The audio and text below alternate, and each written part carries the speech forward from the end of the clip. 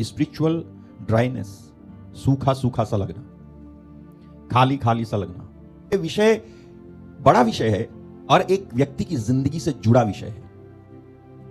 और अगर कोई इस विषय को समझ लेगा तो वो जो है नीचे से ऊपर आ जाएगा।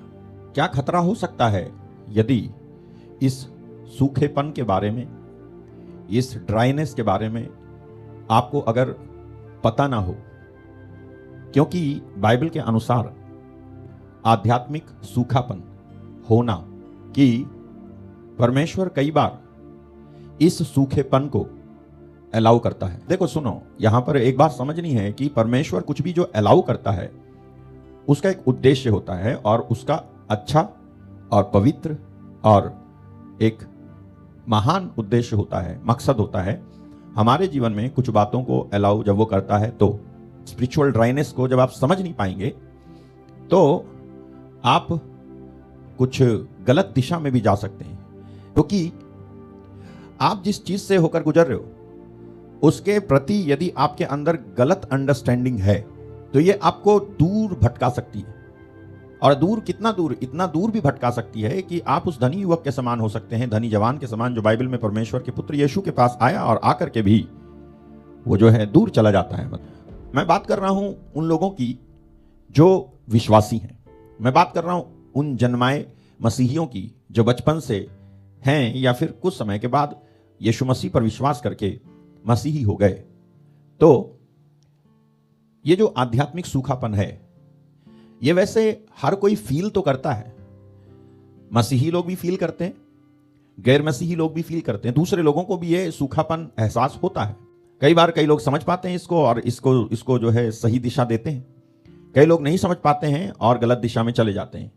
इसी एक आध्यात्मिक सूखेपन को हरा भरा करने के लिए व्यक्ति अलग अलग कोशिशें इस दुनिया में कर रहा है। कोई शराब पी रहा है, कोई जुआ खेल रहा है, कोई किसी स्त्री के चक्कर में पड़ा है, कोई किसी पुरुष के चक्कर में पड़ी है, कोई पैसे कमाने के पीछे है, कोई कुछ और कर रहा है, कोई आविष्कार करने के पीछे है, कोई दुनिया का सबसे बड़ा इंसान बनना चाहता है, कोई दुनिया का सबसे अमीर इंसान बनना चाहता है। तो अलग अलग कोशिशें जो लोग कर रहे हैं वो इसलिए है, उनको एहसास नहीं है कि those are the outcomes of spiritual dryness. You are trying to fulfil it by wrong thing. जो आध्यात्मिक सूखापन है कई बार लोग उसे फुलफिल करने के लिए गलत चीजों को काम में लाते हैं और नतीजा क्या होता है, वो और भी फ्रस्ट्रेट हो जाते हैं। ये स्पिरिचुअल सूखापन कई लोगों को एक मिनिस्ट्री से दूसरी मिनिस्ट्री में दौड़ाता रहता है। एक सूखापन है उनके अंदर। मैं नहीं कह रहा कि आप एक मिनिस्ट्री से दूसरी मिनिस्ट्री में चले गए तो ये गलत है, लेकिन वहां से कहीं और मत चले जाना। स्पिरिचुअल ड्राइनेस इतनी खतरनाक है कि इसका सबसे बड़ा चिन्ह यह होगा कि आप किसी भी सेविकाई में स्थिर नहीं होंगे। बुरा यह है जब आपके अंदर स्थिरता नहीं है। बुरा यह है जब आप किसी को कम और किसी को ज्यादा आंको। बुरा यह है जब आप वही काम बाद में करते हो जिसको आपको पहले करने के लिए कहा गया था। यह बुरा है। घर में बाइबल रखी होगी, ऐसा कोई प्रचारक प्रचार कर रहा होगा, उसके सामने आ रहा होगा, but they won't be able to understand, वो समझ नहीं पाएंगे। इसलिए मुझे लगता है कि परमेश्वर को खुद को कहना पड़ा चेलों को, ये मेरा परम प्रिय पुत्र है, इसकी सुनो। परमेश्वर खुद किसी ना किसी को बोलेगा कि इसकी सुनो। आपको प्रेरणा देगा वो कि इसको सुन, आपको फिर अगुवाई मिलेगी, इसको सुन। और जब आप सुनेंगे सच में आपकी आत्मा में बहाली आएगी। बहाली समझते हो? फ्रेशनेस, ताजगी, आपको कुछ छूने लगेगा, आप आजाद होंगे उस ड्राइनेस से, सच में।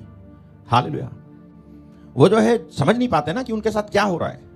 अच्छा, कई बार लोग समझ भी जाते हैं कि ये स्पिरिचुअली ड्राई हो रखा हूं मैं, तो मुझे कुछ करना चाहिए, तो वो कुछ करने के चक्कर में कुछ ऐसा कर बैठता है या कुछ ऐसे के चक्कर में भी पड़ जाता है जो शुरू में तो उसको ठीक लगता है, लेकिन बाद में वही चीज उसको डसने लगती है। समझ रहे हो? उसको काटने लगती है, उसको फिर वो भी अच्छा नहीं लगता है, वो भी उसको लगता है कि वो व्हाट इज दिस।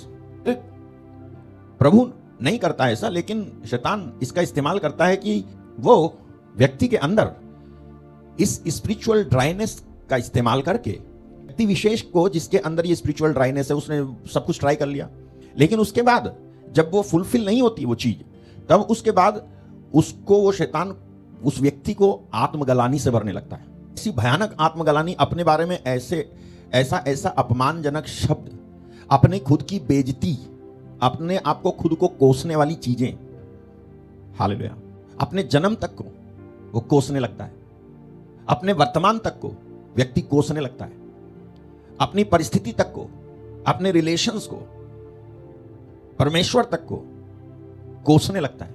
इस तरह से वो गहरी आत्मगलानी में चला जाता है। ये सारा काम, ये जो ड्राइनेस है ना, इसकी वजह से होता है हमारे अंदर। आप परमेश्वर से नाराज या फिर रूठे हुए रह सकते हो, या फिर छोड़ भी सकते हो परमेश्वर को। यहां तक हो सकता है नाराज की स्थिति में ले जाएगा, या फिर छोड़ भी सकते हो, और ना नाराज हुए और ना छोड़े तो आप न्यूट्रल वाली जो एक पोजीशन होती है ना, उस पर रह सकते हो, जो कि गलत है। बाइबल में कहीं पर भी नहीं लिखा है कि आप न्यूट्रल रहो। बाइबल में लिखा है या तो ठंडे या फिर गर्म, नहीं तो मुंह से उगल दूंगा। आध्यात्मिक सूखापन आखिर है क्या? ऐसा समय है जब आप परमेश्वर से दूर महसूस करते हैं। आपको लगता है मैं परमेश्वर से दूर हूं और परमेश्वर मुझसे दूर है। भले ही आप विश्वास करते हो, प्रार्थना करते हो, तो भी ऐसा लगता है। ये स्पिरिचुअल ड्राइनेस जो है ना, ये जो है प्रार्थना करने, विश्वास करने और सेविकाई करने के बावजूद भी लगता रहता है। आपको लगता है कोई ऐसा लगता है कोई इमोशनल जुड़ाव नहीं है, मतलब इमोशनली यू फील नथिंग। आप प्रार्थना करते हो और आपको कुछ भी महसूस नहीं होता है। आपको लगता है प्रार्थना खाली है, प्रार्थना में पहले जैसा था वैसा नहीं, खालीपन लगता है प्रार्थना में। आपको लगता है मेरे शब्द कुछ असर डाल ही नहीं रहे, शब्द खामोश हैं। आपको लगता है परमेश्वर गायब है ही नहीं। हालेलुया। ये सब आपको लगता है कब? जब ये स्पिरिचुअल ड्राइनेस आपके अंदर ऑपरेट हो रही होती है, परमेश्वर की ओर से अलाउ होती है। आप जब इस सीजन से होकर गुजरते हो तो आपको ये स्पिरिचुअल ड्राइनेस जो है लगती है, फील होती है। सच ये है, वास्तव में परमेश्वर गायब नहीं है। पता है, परमेश्वर अक्सर भावनाओं से अधिक गहराई में काम कर रहा होता है, आपको पता नहीं होता है। दाऊद जो है करीब, परमेश्वर के करीब होने के बाद भी सूखेपन का एहसास करता है। जब ये यहूदा के जंगल में था, तो इसका यहूदा के जंगल में होना अभिषेक के बाद की बात है। इसका अभिषेक हो चुका था, आत्मा इसके ऊपर उतर चुका था, गोलियात को इसने मार डाला था, वाहवाही बटोरी थी, राज्य हासिल किया था। इसने अनुभव किया था कि जहां कहीं भी ये जाता था परमेश्वर इसको जयवंत करता था। राइट, इसको लगता था परमेश्वर इसके साथ है ना। इसने कितने भजन लिखे हैं ना, इसको हमेशा परमेश्वर की उपस्थिति लगती थी। परमेश्वर तो इससे बात करता था, उसको सारे अनुभव हुए, सब प्रकार के आत्मा में जीता था वो। कैसा दिन आया जिसमें उसको ऐसा लगने लगा, जब वो यहूदा के जंगल में था, तो कहता है, हे परमेश्वर, तू मेरा परमेश्वर है, मैं तुझे यत्न से ढूंढूंगा, सूखी और निर्जल ऊसर भूमि पर। मेरा मन तेरा प्यासा है, मेरा शरीर तेरा अति अभिलाषी है। हालेलुया। एक टाइम आया जब उसको सच में एक ड्राइनेस फील हुई। ये मेरी कंडीशन है, सूखी निर्जल ऊसर भूमि, ये मेरी स्थिति है। सूखी निर्जल ऊसर भूमि, ये शायद आप में से कई लोगों की भी कंडीशन है। ये कंडीशन शायद आपकी हो सकती है, आप भी हो सकता है ऐसा फील कर रहे हो। आप प्रार्थना करते हो, कोई उत्तर नहीं आ रहा है। आप बाइबल पढ़ते हो, कुछ फील नहीं हो रहा है। आप घुटने टेकते हो, आंसू तो बहते हैं, लेकिन स्टिल यू फील एम्प्टी। और इससे भी बड़ी बात यह होती है कि आपका मन, आपकी भावना मिलकर ये कहती हैं कि परमेश्वर ने तुझे छोड़ दिया है। वो ये भी कहती हैं कि परमेश्वर तुझसे रूठ गया है। वो ये भी कहती हैं परमेश्वर अब तुझसे प्यार नहीं करता है। वो ये भी कहती हैं, as a man of God you are rejected, as a woman of God you are rejected now. ये जो बातें आपसे कह रहा है कोई, ये आपके मन में आ रहा है, तो वो किस चीज को आधार बना रही है? वो बात पहले आपको फील होता था, है ना, अब आपको फील नहीं होता है। क्योंकि आपको फील नहीं हो रहा, तो आप क्या कंक्लूड कर रहे हो? कि परमेश्वर नहीं है। लेकिन मैं कह रहा हूं, प्रश्न पूछ रहा हूं कि परमेश्वर अगर आपकी प्रार्थना का उत्तर ना दे, और कुछ भी आपको अनुभव ना हो, और आपको खाली खाली लगे, कुछ भी अनुभव नहीं हो रहा है, कोई चमत्कार नहीं हो रहा, कुछ भी नहीं लग रहा, और आप अगर कहो कि ऐसा मुझे लग रहा है, तो इसका मतलब यह है कि परमेश्वर ने मुझे छोड़ दिया है, परमेश्वर ने मुझे त्याग दिया है, और परमेश्वर है ही नहीं। क्या आपकी यह बात मानने योग्य है कहीं से कहीं तक? परमेश्वर मेरे अनुभवों का मोहताज है अपने अस्तित्व को साबित करने के लिए? अरे अगर मेरे को महसूस होगा तभी परमेश्वर है, और अगर महसूस नहीं होगा तो परमेश्वर नहीं है। अगर मेरी डिपेंडेंसी इतनी वीक है तब तो शैतान बड़े आसानी से आपके अनुभवों का ही इस्तेमाल करके आपको ऐसा बहका देगा कि आप बहके बहके फिरोगे। मसीह में शुरुआत अनुभव के आधार पे नहीं होती, पता है? मसीह में शुरुआत विश्वास के आधार पे होती है। एक्सपीरियंस के आधार पे, अनुभव के आधार पे मसीह में शुरुआत करने वाले एक दिन आपके अनुभवों के ऊपर अटैक होंगे। एक दिन ऐसा आएगा जब आपको अनुभव नहीं होंगे। Hallelujah. If you only feel and then you believe, that is weak Christianity. Abraham ने क्या फील किया था कि उसने विश्वास कर लिया? फीलिंग एक हिस्सा है, लेकिन फीलिंग अकेले एक हिस्सा नहीं है। जब परमेश्वर नूह के पास आया और बोला तो नूह ने क्या फील किया था पता है? वो जिसको परमेश्वर कहते हैं मैं उसे सुन रहा हूं। आपको कोई टीचिंग नहीं मिली है कि परमेश्वर ऐसे बोलता है वैसे बोलता है, लेकिन जब परमेश्वर आपसे बोलेगा तो आपकी आत्मा तुरंत उस फ्रीक्वेंसी को कैच कर लेगी। क्यों? क्योंकि तुम्हारी स्पिरिट उसी के वाक्य से, उसी के शब्द से बनी है। तो वो है ना, क्रिएशन नोज क्रिएटर। मैं सच कह रहा हूं, जब वो आपको बोलेगा ना तो आपका दिल चिल्ला चिल्ला के कहेगा कि ये कोई और नहीं है, ये परमेश्वर है। No goose bumps, nothing, no shaking. किसी प्रकार के रोंगटे खड़े होने वाली और किसी प्रकार के हिलने वाली बात को आत्मिकता ना कहो। The real spirituality is the change of a heart. Hallelujah. वास्तविक जो आत्मिकता है वो है हृदय का बदल जाना, छोटी छोटी बातों में बदल जाना। सूखापन विश्वास की कमी नहीं है, बल्कि ये गहरी भूख का सामने आना है। एक एग्जांपल दे रहा हूं। मैं प्रार्थना करता था पहले, और मैं जैसी प्रार्थना करता था मेरे को लगता था मेरा हाथ कोई पकड़ रहा है। अब कुछ समय के बाद ऐसा लगने लगा कि मेरा हाथ कोई नहीं पकड़ता है, तो छोड़ दिया। तो अब मैं और ज्यादा चाह रहा हूं कि मेरा हाथ पकड़ो। तो क्या हुआ? सूखापन की वजह से मेरे अंदर जो गहरी भूख है ना, वो और गहरी भूख सामने आए। तो परमेश्वर आपकी गहरी भूख को सामने लाना चाहता है। अब गहरी भूख को सामने लाने का मतलब क्या है? हमेशा गहरी आत्मिकता में ऑपरेट हो। ये नहीं ऊपर ऊपर से कमर दर्द और पेट दर्द और नाम बताने तक नहीं। ये गहरी स्पिरिचुअलिटी ये लगती है कि किसी का ना व्यवहार चेंज हो। कभी कभी ना परमेश्वर सूखेपन से इच्छा को बढ़ाता है, उसे खत्म नहीं करता है। जो ड्राइनेस अगर आपको फील हो रही है तो आपको लगने लगता है यार मेरे को कहाँ है, प्रभु नहीं मिल रहा। तो एक तो चीज ये होना ठीक है कि प्रभु नहीं मिल रहा है, लेकिन इसकी एक और साइड है जो डेंजरस है। तो होता है चलो कुछ समय तक मेरे को महसूस नहीं हो रहा, लेकिन जब महसूस नहीं होगा तो मैं कड़वा हो जाता हूं। जब महसूस नहीं हो रहा प्रभु तो मैं नेगेटिव हो जाता हूं। जब महसूस नहीं हो रहा, प्रार्थना का उत्तर नहीं आ रहा, तो मैं जो है प्रार्थना करना बंद कर देता हूं।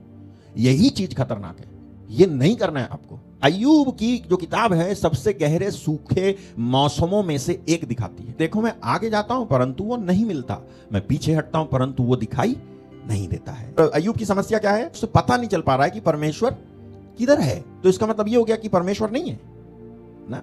अदृश्य होते हुए भी परमेश्वर उपस्थित हो सकते हैं कि नहीं? अगर वो शांत था तो इसका मतलब ये नहीं कि वो गैर हाजिर है।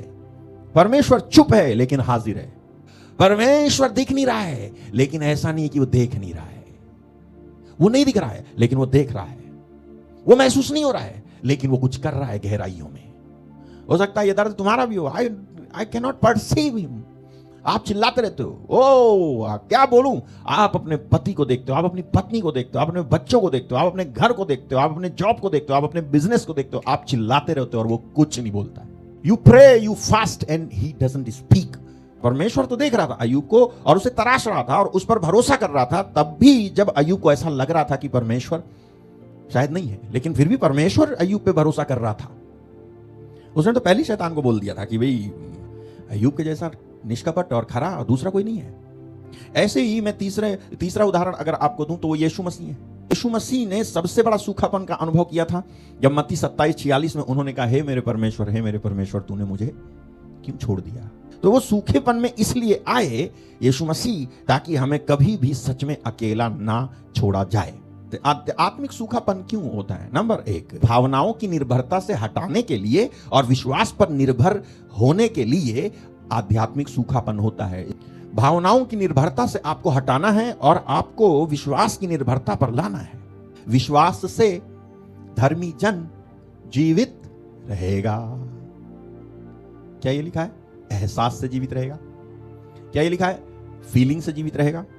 भावनाओं को परमेश्वर जो है नहीं चाहता है कि आप भावनाओं के आधार पर विश्वासी बनो, वो चाहता है आप उसके वचन पर विश्वास करके विश्वासी बनो। भावनाओं के आधार पर अगर आप करोगे तो आप निराश हो जाओगे। हम आंखों देखी बातों पर नहीं, विश्वास पर चलते हैं, पौलुस ने कहा। तो ये भावना की बात नहीं है, ये प्योरली विश्वास की बात है। यू हैव टू बिलीव कि परमेश्वर मेरे साथ है, मेरा काम वो बनाएगा। हर बात में मेरा काम वो बनाएगा, वो बना रहा है। सुनो, ये सीक्रेट है, सच बता रहा हूं। मेरे दिमाग में कई बार आया है, आने वाले दिनों में मैं कैसे रहूंगा।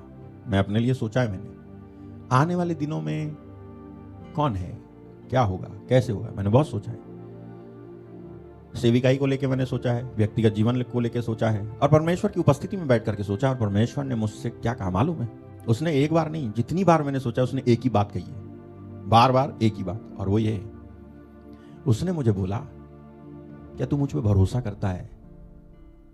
तो भरोसा करता है तो ऐसे भरोसा कर कि अगर मैं तुझे खत्म भी कर दूं तो तू मेरे हाथ से खत्म हो जा, लेकिन भरोसा मेरे पे ही कर।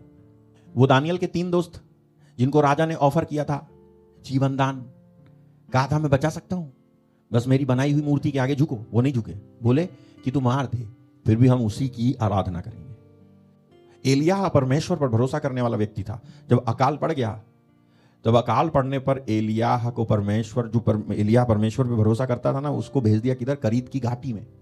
वहां पे कौवे आते थे, भोजन लाते थे, पानी पीता था घाटी में।